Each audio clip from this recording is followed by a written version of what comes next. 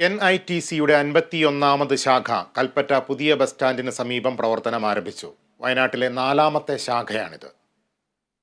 NITC managing director KP Manoj Kumar ഉദ്ഘാടനം നിർവഹിച്ചു. കൽപ്പറ്റ നഗരസഭാ chairman KM Thodi Mujeeb, Padmashri doctor DD Sakhdev എന്നിവർ വിശിഷ്ടാതിഥികളായി.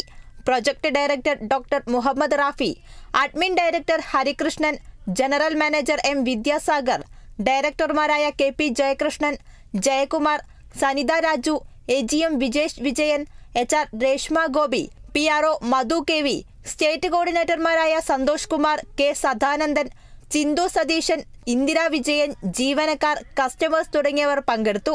സാധാരണക്കാർക്ക് സാമ്പത്തിക സുരക്ഷ ലഭ്യമാക്കുന്നതിനുള്ള ഒട്ടേറെ സ്കീമുകൾ അവതരിപ്പിച്ചാണ് NITCയുടെ പ്രവർത്തനം. കൂടുതൽ വിവരങ്ങൾക്ക് 0487299692 എന്ന നമ്പറിൽ ബന്ധപ്പെടാവുന്നതാണ്.